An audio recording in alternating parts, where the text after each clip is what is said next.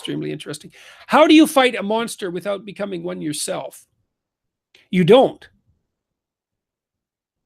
You become a monster by fighting with a monster, but it's actually a good thing to become a monster. You see, the difference is, and really this is the answer to your question,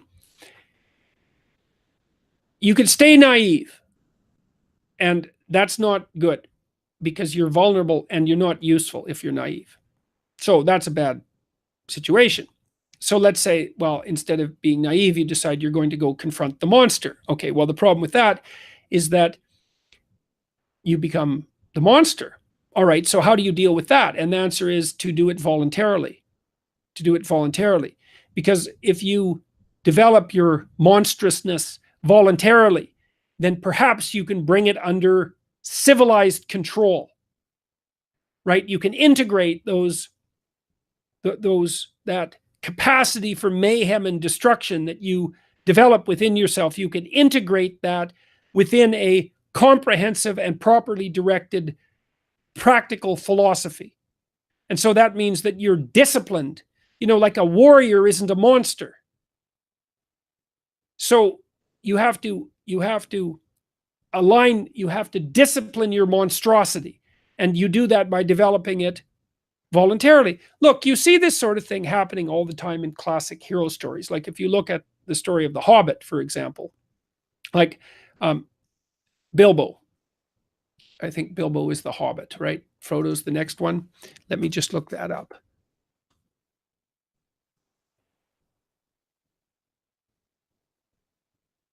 Yeah, okay, it's Bilbo. Good, that's what I thought. Now, Bilbo, when this Hobbit starts the book, Bilbo lives in this little protected area. So it's like the castle that the Buddha grows up in. All the bad things are outside of it. And the reason for that actually is because the kingdom is guarded by these descendants of great kings, the Striders, who the Hobbits have some contempt for because they kind of look like tramps. Aragorn is one of them. So the descendants of great kings patrol the borders and keep the naive inhabitants of the Shire safe. And they're naive and they go about their day-to-day work and nothing really threatens them and there's no monsters around. And because they don't have any real challenges and because they're peaceful in their wealth and security, they think they're good. But they're not. They're just naive and undisciplined and relatively weak. And so they're not prepared for anything when all hell breaks loose. They're like bait. They're like prey, you know. So, and of course, the wizard, Gandalf, knows this. Now, despite the fact that the Shire folk are rather small and a bit comical and tremendously naive, they do have a latent ability for courage and forthrightness. And Gandalf can really see this in the one Hobbit, Bilbo. And so he tells Bilbo that darkness is brewing on the in the outlands, outside of protected territory. Absolutely classic mythological representation. It's the same in The Lion King, where Mustafa tells Simba that his kingdom is everything that the light falls on and that he's not to journey outside of that domain, right? That's out in the elephant graveyard and death and all of that. That's outside of the Shire, let's say. It's outside of paradise. It's outside of the walled city.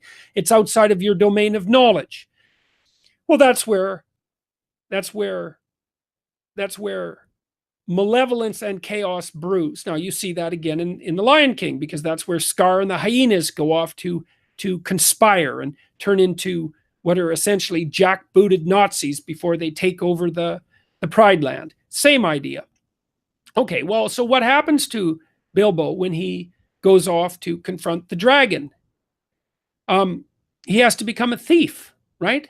Which is it's very strange ethically, because, well, Bilbo wasn't a thief, and you think, well, it's better to not be a thief than to be a thief. And the answer to that, it's a very hard answer, very complicated answer, and it's not one to be dealt with lightly. It's not good to be moral if the reason that you're moral is because you cannot be otherwise. So that's the naivety issue, right? So naivety is not morality. And if you're terrified to be a thief and you have no skill at it and you're not a thief, that doesn't mean you're good. Now, if you could be the best thief in the world, man, you were one sneaky character. and fast on your feet, and a real strategic thinker, and capable of breaking rules when necessary, and scaling walls and climbing houses and infiltrating parties and plotting for the long run, and then you decided not to do it, well, then that's a whole different story. Then you're a moral animal, right? So you need that capacity for criminality. You need the capacity for criminality. You need the capacity of evil, and you need to have mastered that. And that's what makes you good. And so, well, that's what happens in The Hobbit, is that Bilbo has to develop his dark side, his shadow. And he does that, and well, he's a thief in a variety of ways. He ends up stealing the ring, which is really interesting. And of course, that bleeds into the Lord of the Rings. So, look, he doesn't get away scot-free from developing his dark side. Like, he's touched by evil from then on in. He's got the ring problem, and that's a big one. That thing that might possess him because he's got too close to it. It's like Harry Potter and his scar, and the fact that he has a bit of Voldemort in him. It's exactly the same idea. Or the strange affinity that the Joker insists upon in Joker and Batman. When Bilbo comes back to the Shire, like, he's never one of the hobbits again. He's always an outsider. He's got a glimmer of magic and danger about him, and that makes people respect him. But they also think that he's unconventional in an unacceptable way, and kind of make a wide berth around him, because now he's contaminated with evil and the unknown. Even though that makes him a much better character, all things considered, and a real fighter in the battle between good and evil, and the person who's gone out and confronted the dragon and got the treasure. All of that. So, well, the pathway from naivety to the full development of character is associated with the development in the Jungian sense of the shadow. And that's that capacity for mayhem and malevolence that needs to be brought under control. So, yes, it's complicated.